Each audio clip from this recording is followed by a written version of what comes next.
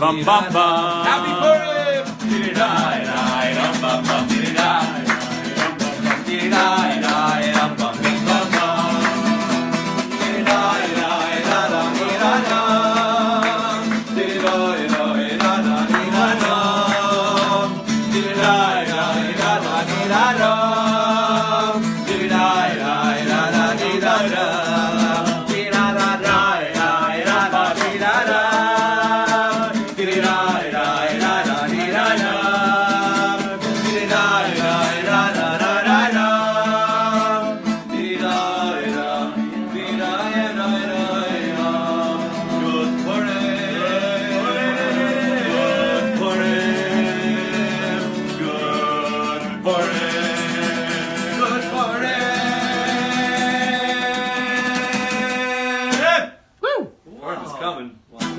Coming!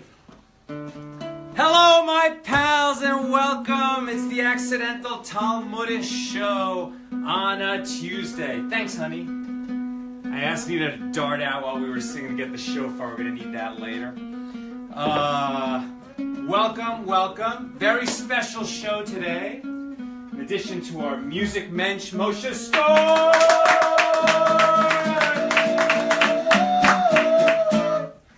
We've got a special guest, Sam Richardson, who has come all the way from Charlottesville, Virginia, to join us here on a Tuesday morning in Los Angeles. And he's going to tell us some amazing stories. Sam, you are a scholar of small Jewish communities. That is my specialty. That is your specialty, right? So Sam has been making an actual study of small Jewish communities in America. Yes. In America, but by extension the world. And to find out, we live in a big city. It's much easier to be a Jew in some ways in a big city because there's so many choices, right? Everybody has the shul that they want to go to and all the shuls that they won't go to. Right. But when you live in a smaller community, you have to work more closely together. You have to in order to survive, because you are surrounded, especially in the South or in the Midwest, where it's not a bad thing. It's a majority Christian community. And so you know your other on a daily basis. Your kids are going to school and they're being asked by their 5-6-year-old friends, why don't you go to church? And so your 5-6-year-old comes up and says, we go to synagogue, is that like church? And so you have to intentionally then sit down and explain to your children, what's the difference between Judaism and Christianity? What do we have in common? What's different? And you have to be mindful, right? The parent really has to take an active and mindful role in the Jewish education of their children so that those parents will have Jewish grandchildren. Exactly. Right? All right, so we're going to hear some great stories from Sam about the work that he's done and what he's learned, and this is very close to our hearts, with Nina and my heart, here at Accidental Talmudist, because this show reaches a lot of places. And we have a lot of fans in big cities. We have a lot of fans in small towns all over the world, and particularly, some people who've never met Jews, and Jews who live in just tiny, tiny communities, and a lot of the Yiddishkeit that they get, that you get, is through this show, and it matters so much to us to be here for you, and to bring what we love about Judaism into your home and into your phone, as it were.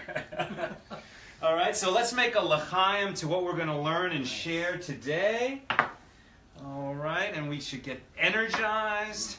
And, I still have to do some research on that story so we can really understand Shlomo Carlebach's l'chaim story. Oh, that sounds good. We're just teasing that. We're not ready today. We haven't yet understood the depths of that story. From a Litvish perspective. You've already grasped it from a Hasidic perspective. Well, I'll ask Rabbi Wolf, who's my favorite Hasid, what he thinks. All right. And if you're wherever you are, whatever time of the day it is in your time zone, if you've got a l'chaim to pour and you want to drink it with us, we'd be glad to drink with you. Let us know what you're drinking. Yeah, let us know what you're drinking. Doesn't have And to the be prompt alcohol. today is, where are you tuning in from and what lifts you up today?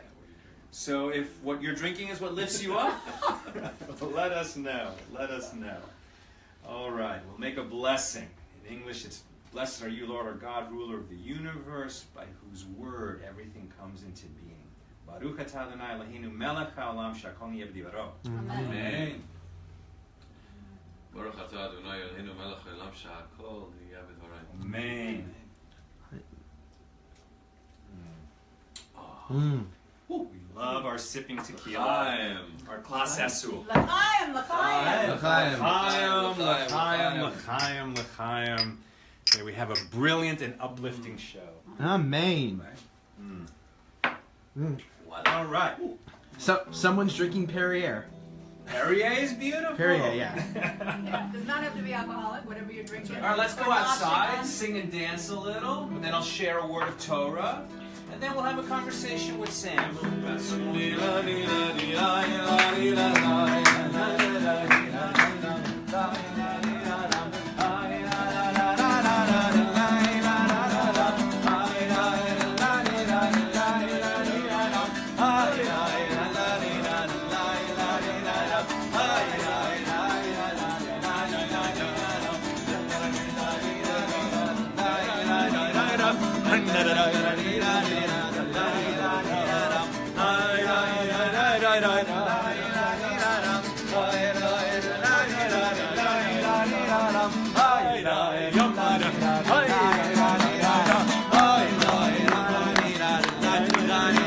This is actually a Purim song. The words to the song are the words from the Megillah that we read. The first words, Vayihi b'mei Achashverosh, and it was in the times in the days of Achashverosh. King of the whole world. That's who he was. Ambolech meHodu v'ad Kush. He was the ruler from one town of Hodu until Kush, and 128. 120. Me'av Sheva ve'Esrim u'Mea Medina. It's 127. 127. 127 provinces. So, Vayihi b'mei Achashverosh, Achashverosh, b'mei Achashverosh, Achashverosh. He was the ruler from Hodu to Kush. He was the ruler from Hodu to Kush. 127 provinces. 127 provinces. And it was in the days of King Achashverosh. And it was in the days of King Achashverosh. He was the ruler from Hodu v'ad Kush. He was the ruler from Hodu v'ad Kush. 127 provinces. 127 provinces.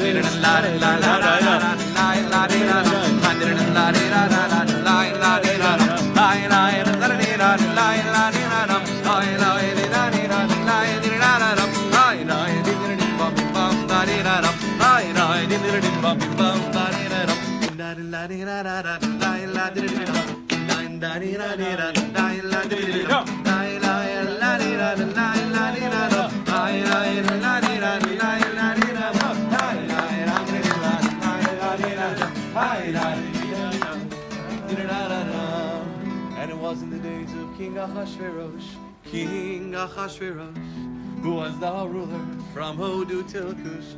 He was the ruler from Hodu until Kush. He was the ruler from Hodu until Kush.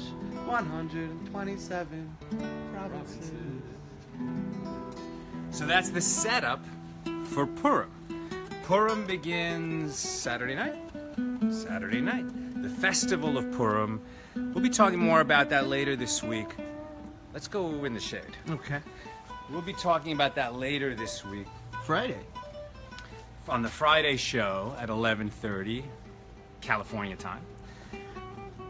But just in a brief word, Purim is an incredible festival that we celebrate every year, and it goes back to the days when Ahasuerus was the king of all Persia, but really king of the world. It was the greatest kingdom that the world had ever known.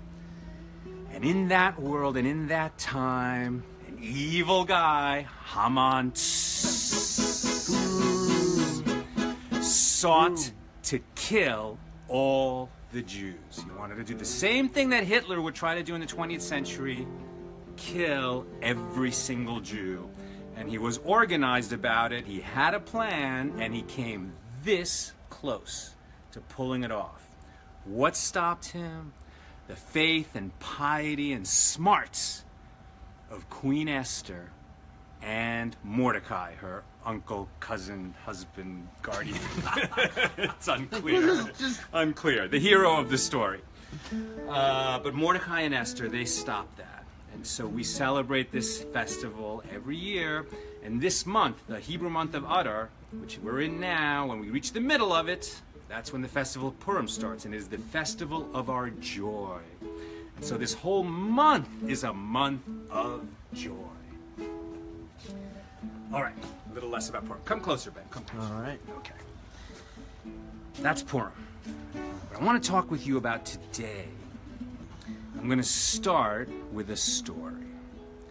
The Baal Shem Tov, the holy Baal Shem Tov. The Halakha Baal Shem Tov? That's Yiddish, right?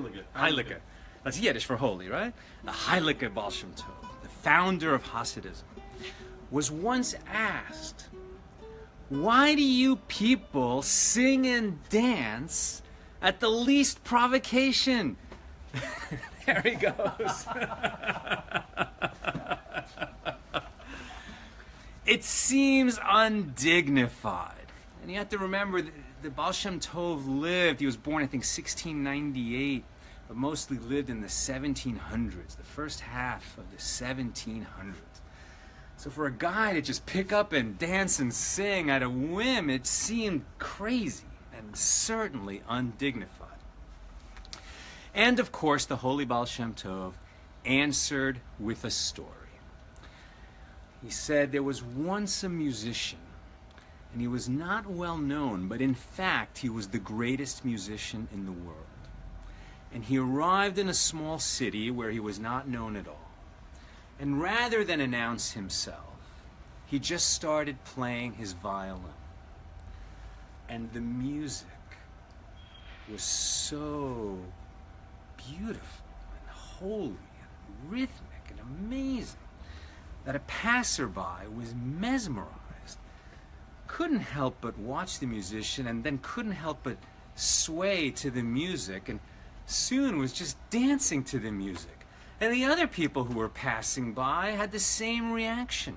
And soon the whole street was filled with people singing and dancing and swinging their arms in the air. A deaf person walked by and thought, the world's gone crazy. Everybody's gone insane. They're swinging their arms and jumping up and down. So, concluded the Baal Shem Tov, we the Hasidim dance because we hear the melody that every creature in God's creation is constantly putting out. If a person with duller senses than us can't hear it, should we stop dancing? It's what you plug into, my friends. It's what you tune into. It's what you want to tune into.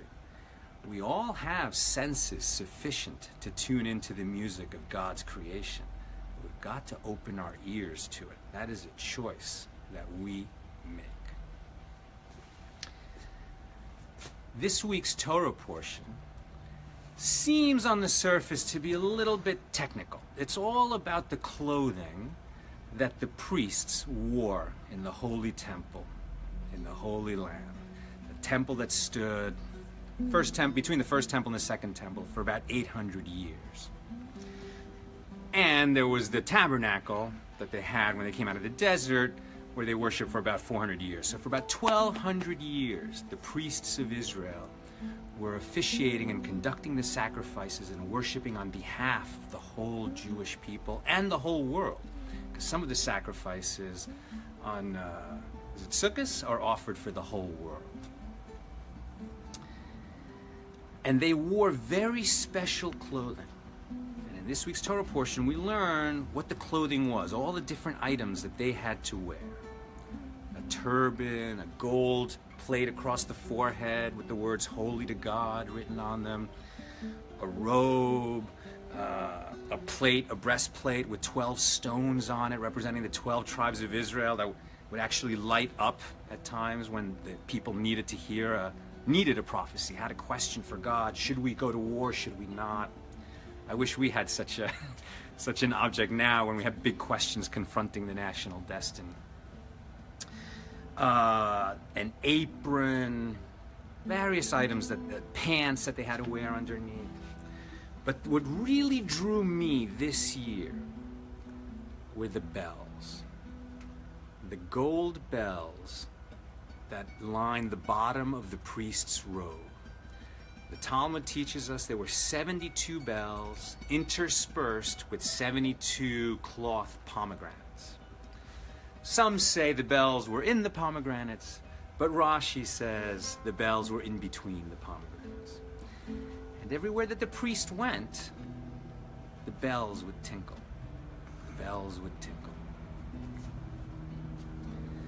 And there's a line, Exodus 28:35, that says that the priest had to be wearing the robe when he entered the sanctuary before God and when he left, so that he would not die.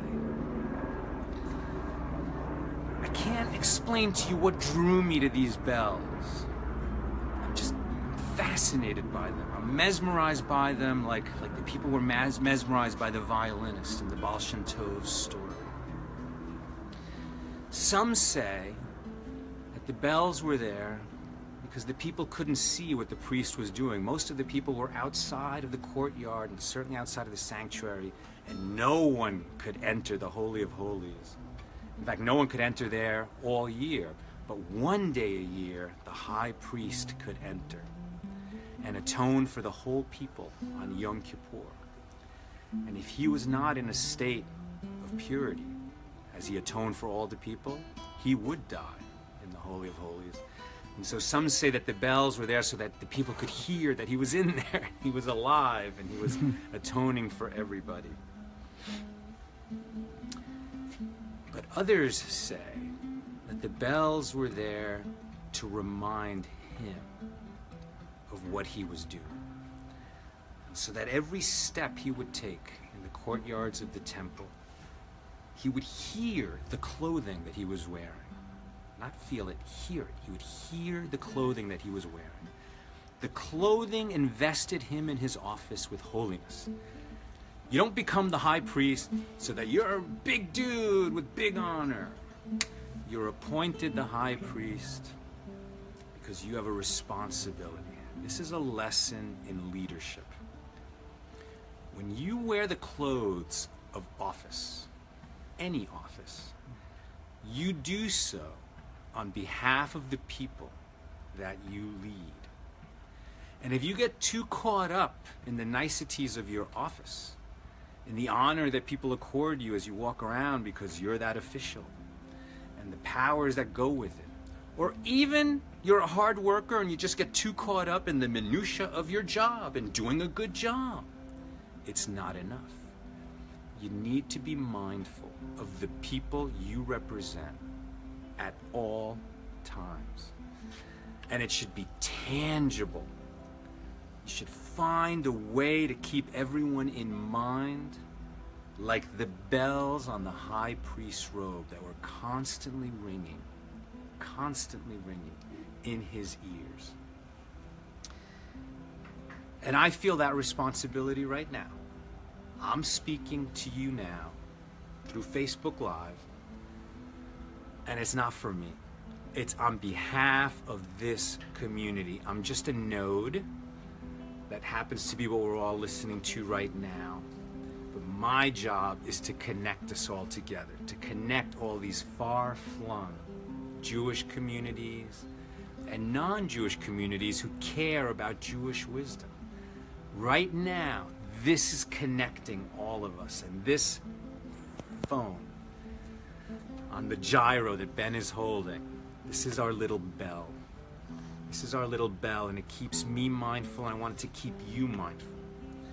And right now I happen to be the one talking, and that gives me a responsibility. But I'm giving you a responsibility to talk in those comments. The comments matter.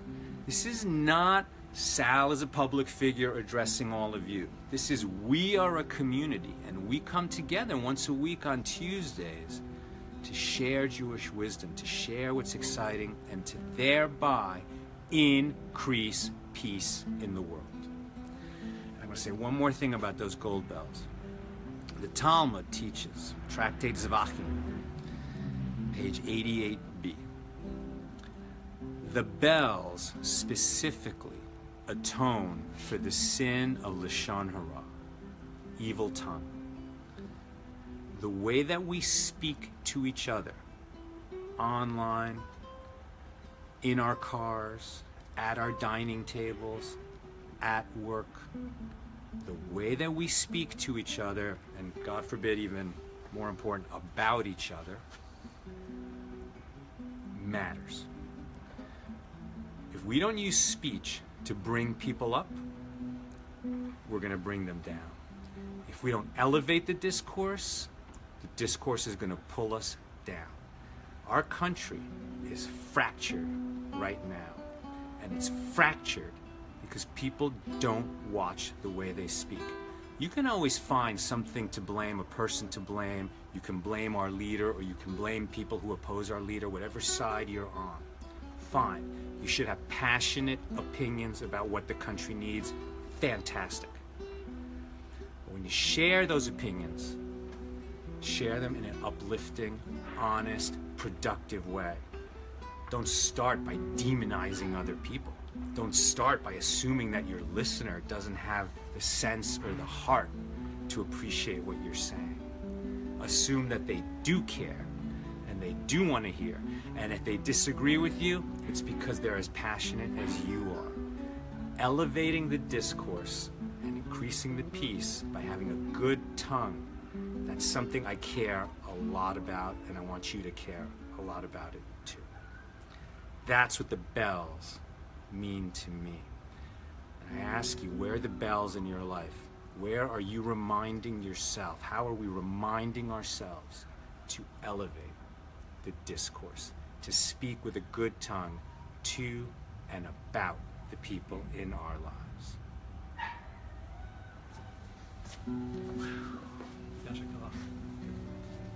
Lord, get me high, get me high, get me high. Lord, get me high, get me higher. Lord, get me high, get me high, get me high.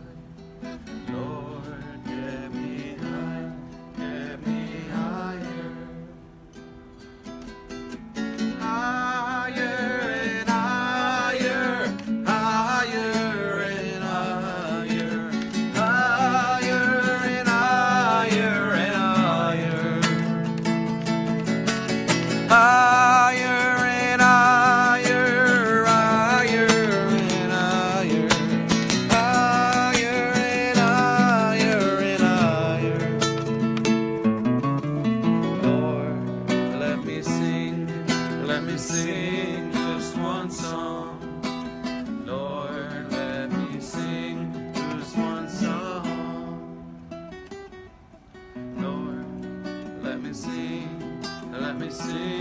just one song. Lord, let me sing just one song. Higher and higher, higher and higher, higher and higher and higher, oh, higher and higher, higher and higher, higher and higher and higher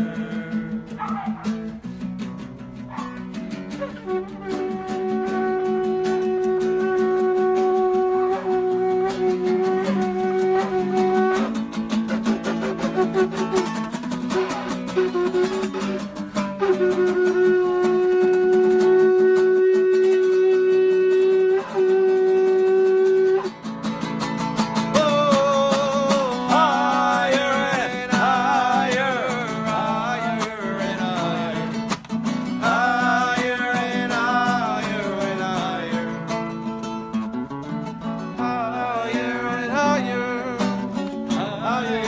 higher.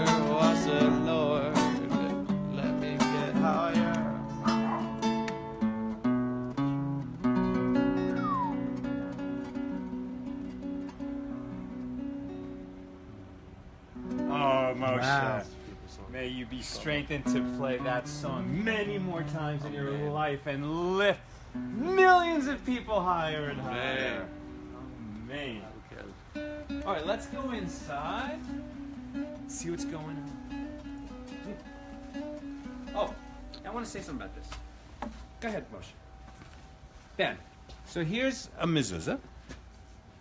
They're on the doorposts of our home and our gates, where all Jews are commanded to put the mezuzah on the doorposts of their home. The mezuzah is actually the scroll inside that has words from the Bible, words from the Torah. What I just want to mention right now is that what's written on the outside of that scroll, and often on the outside of the case that holds the scroll, is the letter Shin. Right there. The letter Shin. This is such a simple and tangible reminder of what we were talking about. How do you elevate the discourse? Often by shh. Holding your peace when you would have said something nasty. This is a reminder every time you walk in the house to shh before you say something dumb, something mean, something you'll regret. Just to think for a second about how I'm going to elevate the discourse in this room. Shh.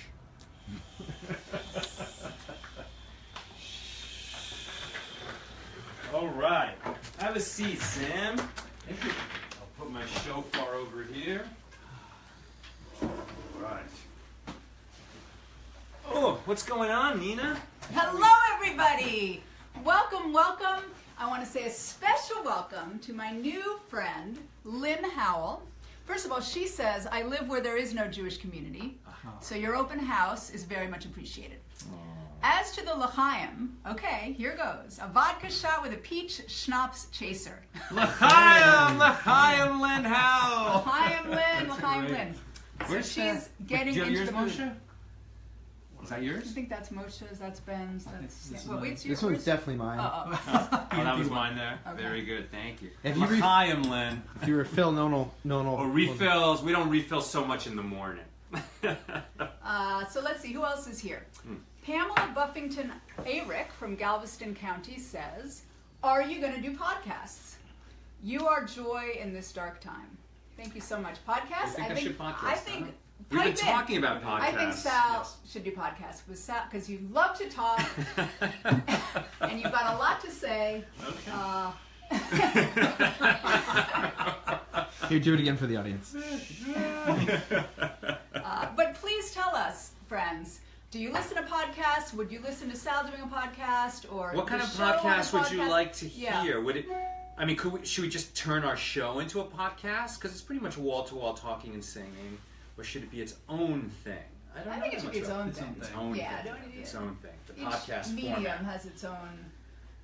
I was just a guest on a podcast. It won't be released for another 6 months, but I was on Danny Lobel's Modern Day Philosophers yesterday, and I got to say it was fun Yeah. to have that big microphone right in your face. It's like a radio mic, but you're wearing headphones, and your voice is completely different. Yes. You know, and you can go low, and you can talk softly and be meaningful, and then when you get loud, it's really meaningful too. There's something to it. Okay, cool. Absolutely. So thank you. Who said that? Pamela Buffington. Thank you, Arick. Pamela. Hello to Stephanie Scuffy W. Brown. It says Stephanie Scuffy, I guess is your very cute nickname. Shalom from Maryland. Sarah Jane Ayton says Shalom from Brighouse, Yorkshire, UK. Hey Sarah. Hey Stephen. Hey Scuffy. And Jose Castillo says, thank you for being a bell with a cute little bell. Aw, thank you, Jose. James Heron is here from Texas, and Jeff Wayne from Henderson, Nevada. Oh, Jeff's lost his sister. Says, what is lifting me up is that my that my sister is now at rest with Hashem. So we've been praying for Jeff's Yehudis sister. Ben Rachel. Yeah, so Yes. I'm glad So may Yehudis' that comforts you. neshama, may the soul of your sister Judith have a great, great elevation. We know she's more comfortable in a better place now than the suffering that she went through in those last months of her life. Jeff, you were a real mensch. Yeah. You had great, great strength. You were there for your sister. You were there for your family. They're never going to forget that. We honor you for the care that you gave. It's such an important, important mitzvah. So yasher koach. Sarah Jane Garten says, thanks, right now you're lifting me up. And Jean Brock, it sounds like, agrees. She says, you're lifting me up too.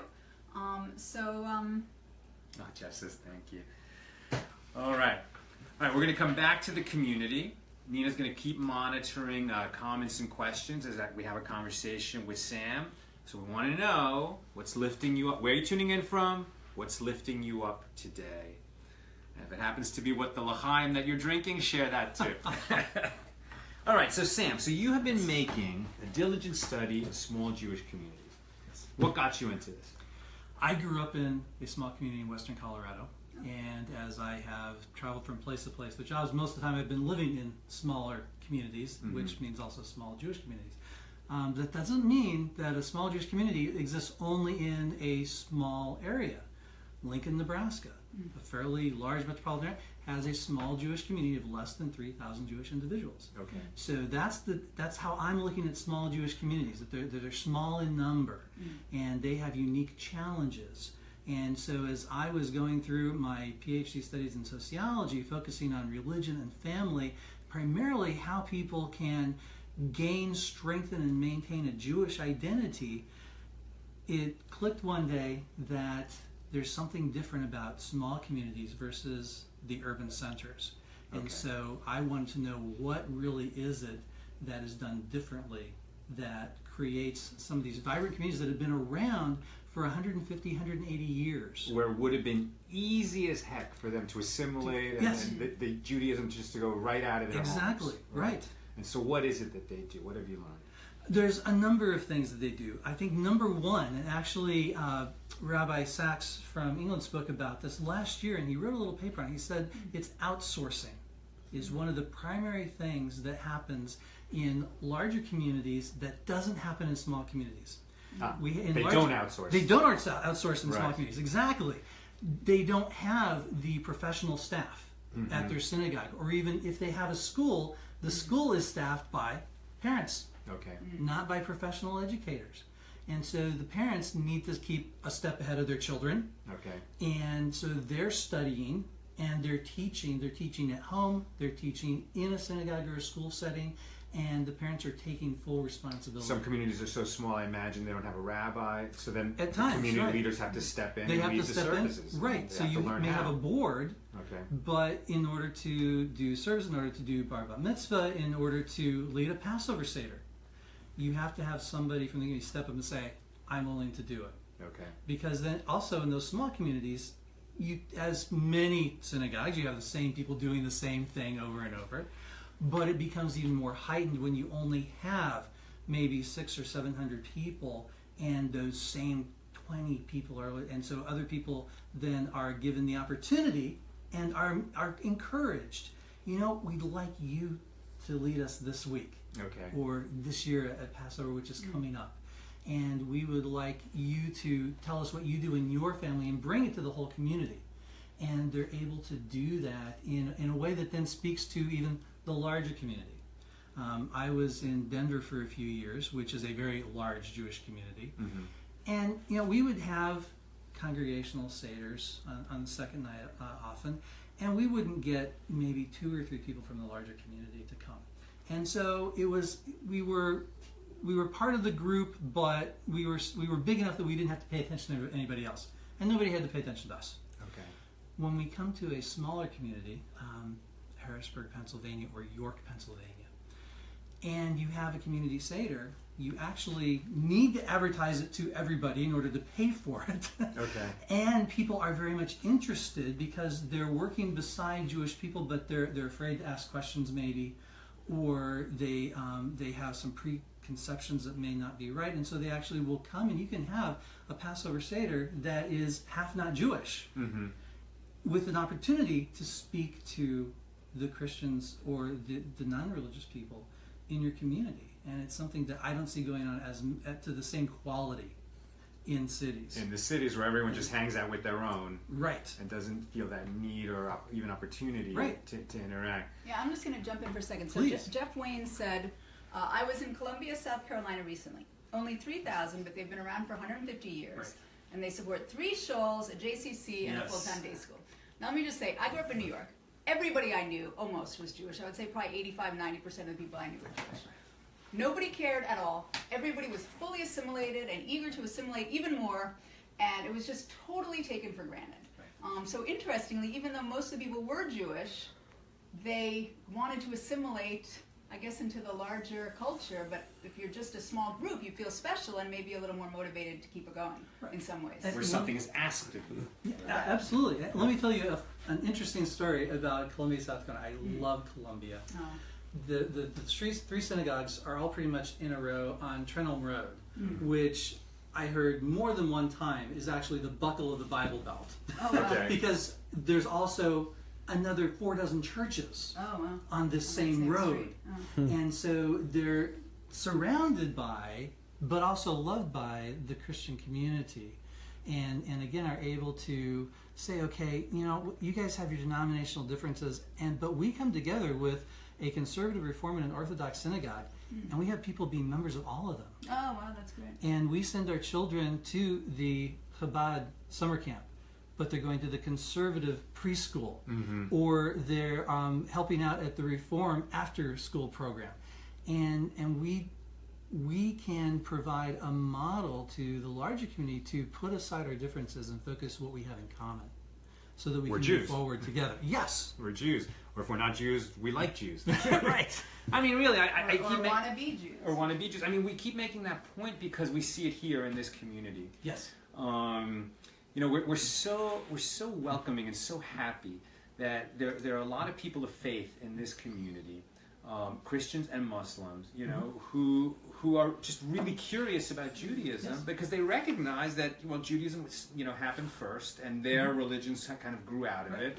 Many Christians on our page refer to Judaism as a tree that Christianity has been grafted onto and is growing alongside. And by sharing, you know, love of God, love of tradition, love of learning, you know, we can just accomplish more together than we're apart. And when we think that 100 years ago, well, there were a ton of small Jewish communities in the Pale of Settlement, and they were under siege all the time. It was dangerous, it was difficult. They were really in danger all the time from pogroms. The Pale of Settlement, that's Eastern Europe, Russia, Poland, Lithuania, that area. And yet, when they lived in danger, their Yiddishkeit was very strong. Yes. They were very connected to their Judaism. And then they came to America, where Jews are loved and respected, and it's so easy to be a Jew. And so many Jews, like what you're describing, in New York, just left their Judaism behind. Yeah. Right. It's a conundrum. And so those who went to small communities in the 1840s, 1850s, 1860s, or the early 20th century, they were actually afraid to go to these smaller communities because they thought they would face similar types of persecution. And when they got there, and they didn't, they were surprised, and they became leading business people.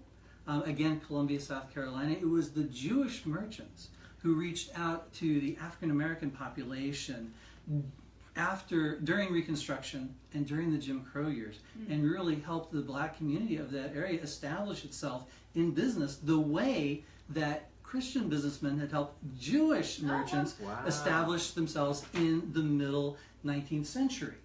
So they kind of, you know, passed it along. Right. Pass it forward. Exactly. Pay it forward. That's beautiful. Tell us some more. I know that you brought some anecdotes. Well, the term, it's too easy to be a Jew in the city, I have heard hundreds of times, at least. Right. I've got the kosher butcher, I've got the bakery, I've got a couple of kosher restaurants, I've got my extended family. I don't have to try to be Jewish. I'm always reminded what day of the calendar it is. I'm always reminded that, yes, you have to make sure that you get work off for second Seder, because otherwise Grandma's going to be so disappointed that you're not at her table. But in a small community, they say, you know, I had one father of young children. He said, I grew up in Cleveland, and it was so easy to be a Jew that I was a bad Jew. He said, and I came here to this small town in...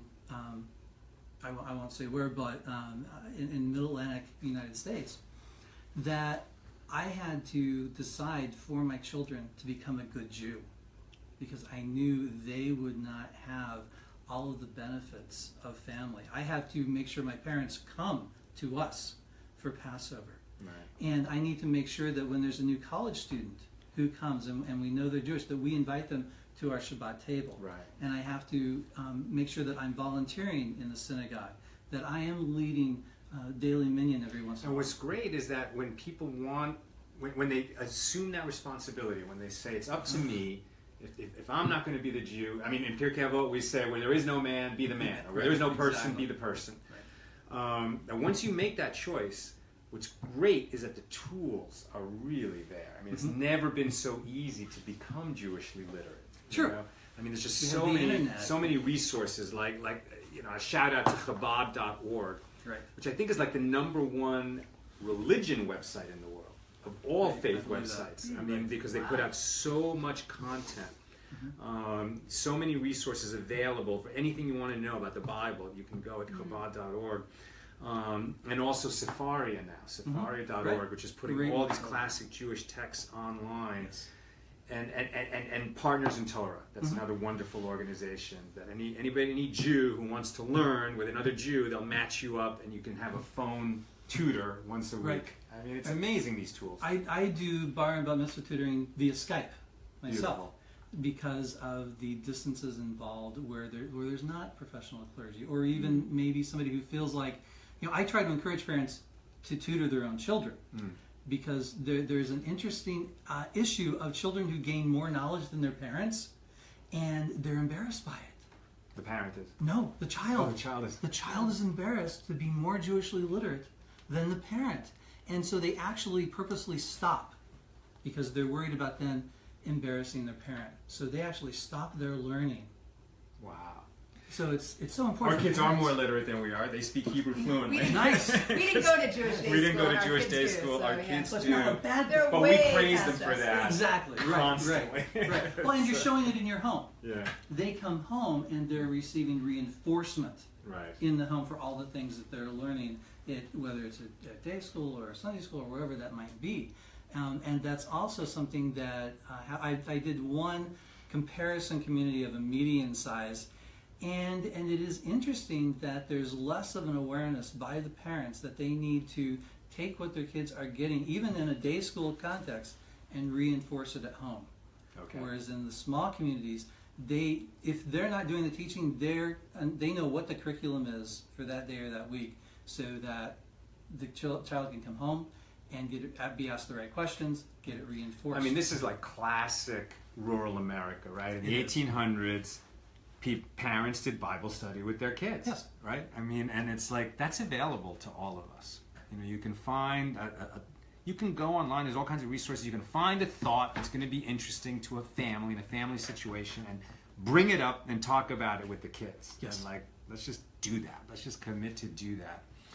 I do have one more question for the audience.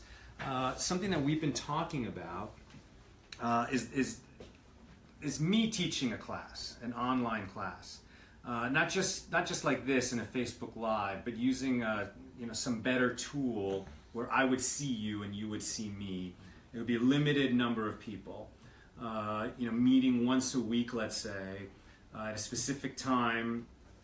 Obviously we all live in different time zones, but I would find a time that works for me, and hopefully it works for you.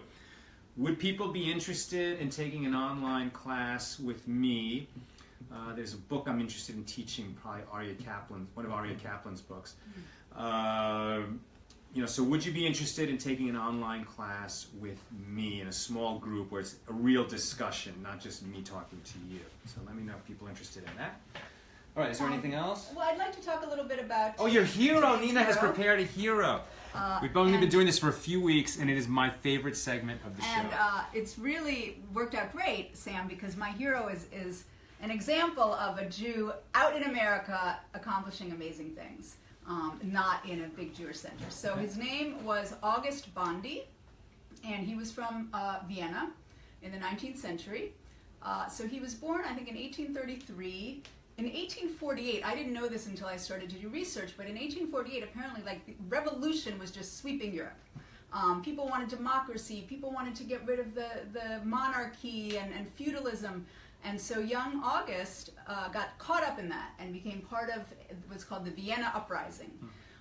And the uprising was quashed, and Oh, so he had to get the heck out of there? yeah, he was only 15, so he wasn't arrested like some of the older people, but Okay. he and his family came to America. Okay. So he had been fighting for freedom in Europe, and he got to America. His family, they landed in New Orleans. So what's one of the first things he saw was slaves chained up. And he'd been fighting for freedom, like, you know, now he really saw people who really had no freedom. And he immediately became a passionate abolitionist. Can you imagine that what you just described? Like, we talk about slavery like a concept. Right. But when you see a chain And I gang of don't think- human beings chained to each other, walking and just serving It's and unthinkable. being so abused, And you know? I don't think he was a 15-year-old kid. He didn't even know. He didn't know That slavery existed. that slavery existed. Wow. So he was shocked, and it really changed the course of his life. So the family settled in St. Louis, and in the 1850s, I have a really deep interest in American history, and Sal and I made a movie about Abraham Lincoln called Saving Lincoln. And in the 1850s, there was something called Bleeding Kansas, which was in the Kansas-Nebraska area. There was going to be a vote whether it was going to be a slave area or not. These were territories that were about That to were gonna enter become the United states. States as states. Right. And the question was, would they be free states or slave states? And it mattered because there was a balance of power. And if they came in as free states, the Southerners felt that Congress would outlaw slavery and they would have the power to do that. Right, so what was happening was, so it was decided, okay, well, we'll let the people there decide and vote. That makes sense, right? But what happened was thousands of pro-slavery agitators poured into that area and kind of set up camp, and then they were the ones that were going to vote for slavery. And so then a lot of anti-slavery people came, and skirmishes broke out, and August Bondy was one of the first guys to say, I want to be part of this. I want to fight against slavery. So he moved to Kansas and joined up with John Brown, who anybody who knows anything about American history, John Brown is just a fascinating figure. He was a preacher, a man of God, who was so angered and enraged by slavery that he said, I got to do something. So he had like 5 sons or 6 sons and a band of He was not a fighters. non-violent protester. No, he wasn't a nonviolent protester. But he and like a small band of really dedicated fighters really made an impression. And a lot of people say John Brown directly led to the Civil War. So what's interesting is that August Bondy joined up with John Brown's little band, and there were 2 other Jews part of this group. Who knew, right? And they talked to each other in Yiddish. So while John Brown was planning all of his various adventures, there was 3 guys speaking Yiddish in the group. So I thought that was interesting. August Bondy fought in something called the Battle of Blackjack, which many people, was 1856, but many people consider that actually was the first battle of the Civil War. John Brown and his group won, and August Bondy was part of it. At that point, they separated. John Brown and his guys went to Virginia, where he made a stand at Harper's Ferry, and it was tragic, and he and his sons wound up getting executed. But August Bondy kind of landed on his feet. So he stayed in Kansas, and interesting, so he was a Jewish guy. His Hebrew name was Anshel, and he was a very committed Jew, even out there in Kansas, where there was really a handful of Jews. So he was at one point traveling through Kansas and met a guy named George Einstein, was a city clerk, and he went and spent a night at George Einstein's house. George Einstein had a daughter named Henrietta, and August met this girl, proposed to her that same day, and they were married within a month. And I think he kind of felt like, a Jewish girl in Kansas? Okay. It's never going to happen again. So it wasn't like a matchmaker put them together. No. He met the Jewish girl in Kansas and said, Right. let's get married. I think he realized that there may never be another one. So they got married, and then their home became a stop on the Underground Railroad, helping black slaves escape to the north. As soon as the Civil War broke out, he joined up. He became a sergeant. He fought for something like 37 months until being severely wounded, and then he went back to Kansas and was a businessman, was a farmer, went to law school as a middle-aged man, and eventually became a judge who was very active in the tiny Jewish community. But he raised his children as Jews, and he was involved in charitable causes, and it's just an interesting life story, I thought. What a great slice of Americana. And gets here and he says, I'm going to fight for freedom in my new country. Wow. So Thank you let me for show a sharing that. picture of August Bondi. Hang on. Let me just bring this up. Okay, hang on. Okay, here he is kind of later in his life. Distinguished looking gentleman. Yeah, there's some kind of little fly around here. So I just wanted to share that, and it's interesting how, it would have been very easy for him to assimilate. Right. But he kept the language going, and he kept the culture and the religion going. Right. Speaking of keeping things going, do we have time for another parable? Or are we running short? A short one. A short one, because this is our section of the show where we do a little prayer for the community. That's right. And But if you've got an inspiring story and it's like this. It's real short. Okay. Okay. There was a king in a country far away, and he would have musicians that would come and play for him every morning. They would show up before dawn and they would play. Mm-hmm. And he would give them a reward. But they didn't come for the reward. They came because they loved the king, and they loved to play the music for the king. And so as things happened, they all passed away. And unfortunately, they didn't teach their children to play the music or to play the instruments. And the instruments fell in disrepair, and there was no music for many years in the castle. The children remembered the stories their parents told of playing before the king and the love for the king and the reward. And they said, we would like the reward. And so they brought the instruments in, but it was just a cacophony. It was just noise. And a few of the children said, we need to repair the instruments. So they sought out ways to repair the instruments, and they repaired them. They learned to play the instruments. And so they were practicing every morning, never invited to play before the king. But one day the king is walking through the palace, and he recognizes the music of the instruments, but not the melody. And so he smiled, and he said, I need you to come in and play before me so that I can learn your melody. It's different from your parents' melody, but it's the same music from the same instruments. And I think that teaches us that our children may have a different melody that they play before our king, but they're using the same instruments. And as well, in order to make sure... But what matters is that they play. Matters is what they play. I mean, it matters that they play. That they're playing for the king, and that we'll have more children playing if we teach them to play on the instruments we're using. Amen. Thank you, Sam. Okay. We did have a couple of prayer requests. All right. So while you're getting those up, we have a... Diana McKenzie says, nice to hear from Nina. I wasn't sure she could speak. And somebody else said that your hero segment should be a regular webcast of your own. Or maybe if you do a podcast, you can be a little part of the podcast. Very good. Okay, special prayer. Something going on, guys? We're just telepathic.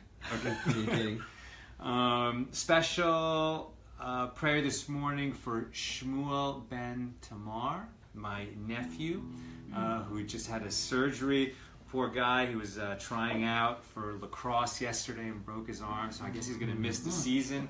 But I think you're going to come out stronger. You're going to come out stronger for the, you're going to repair that broken bone, and then it's going to come back stronger. And I think that's a medical thing. That bones that have been broken and knit together actually are stronger.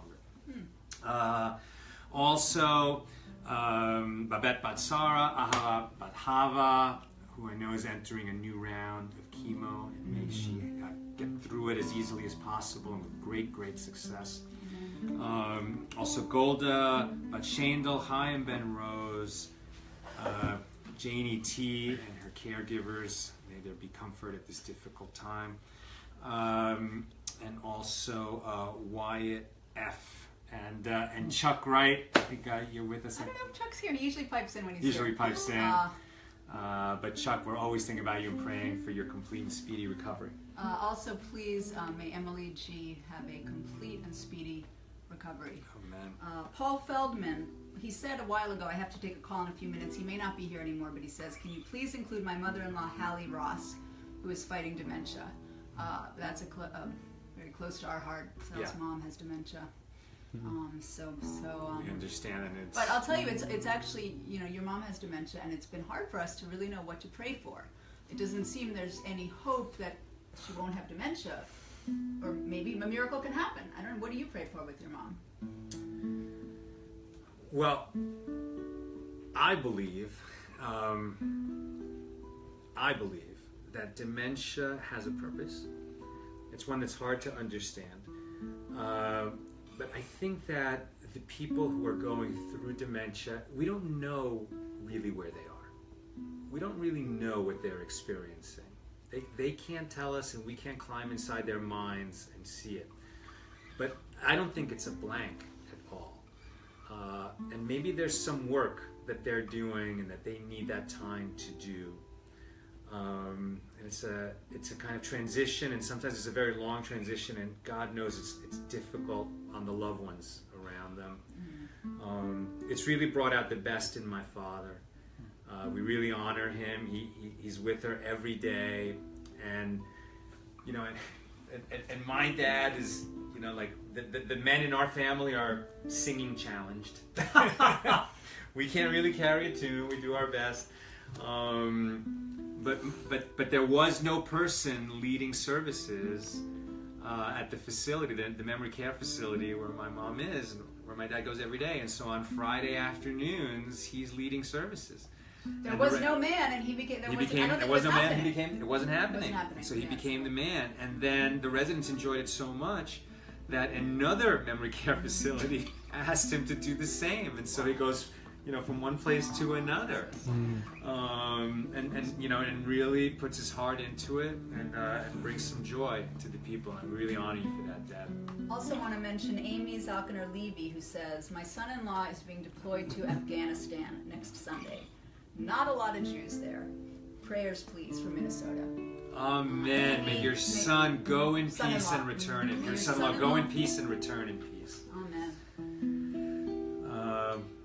Is there anybody wants to mention?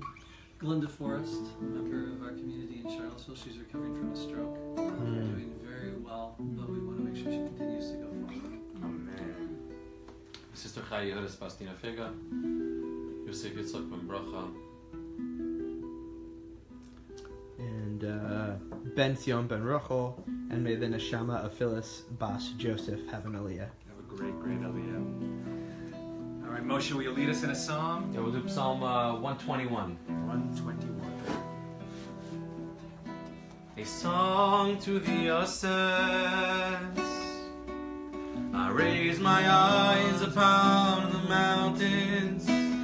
Whence will come my help? My help is from Hashem,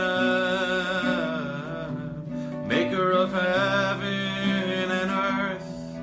He will not allow your foot to falter. Your guardian will not slumber. Behold, he neither slumbers nor sleeps, the guardian of Israel. Hashem is your guardian, Hashem is your protective shade at your right hand. By day the sun will not harm you, nor the moon by night. Hashem will protect you from every evil. He will guard your soul. Hashem will guard your departure and your arrival from this time and forever. Oh, Shir Lamalot, Esaina Yelearim, Me'ayin Yavo Ezri,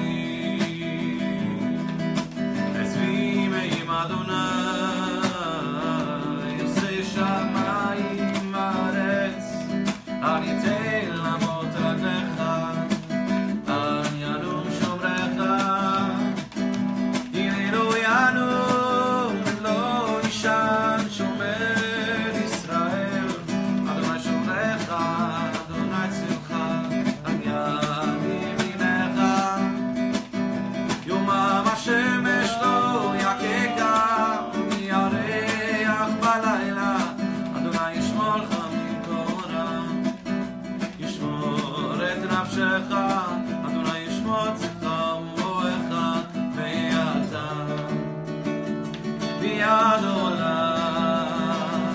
Hashem will guard your departure and your arrival from this time and forever.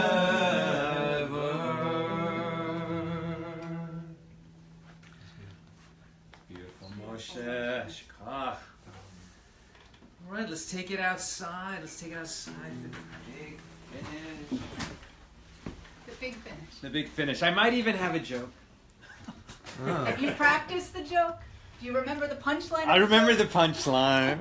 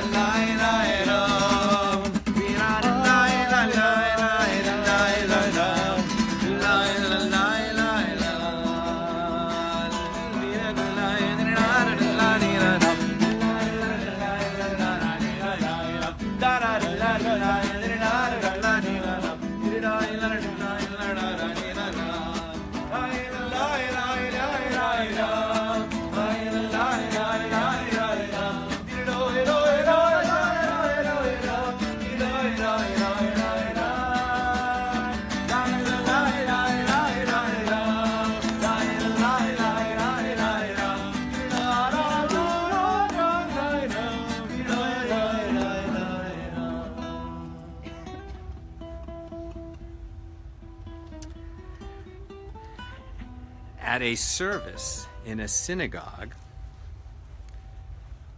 the rabbi was overcome with emotion. And he said, "Lord, before you, I am nothing." And the cantor was so moved by the rabbi's emotion that he looked up and he said, "Lord, before you, I am nothing."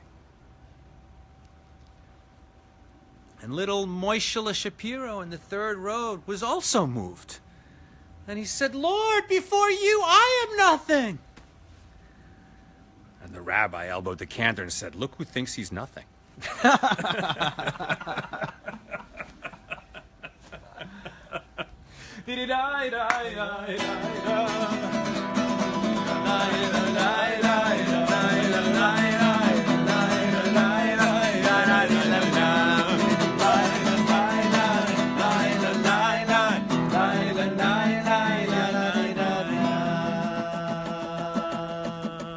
I want to thank our music mensch, Moshe Storch, for being with us. Yeah.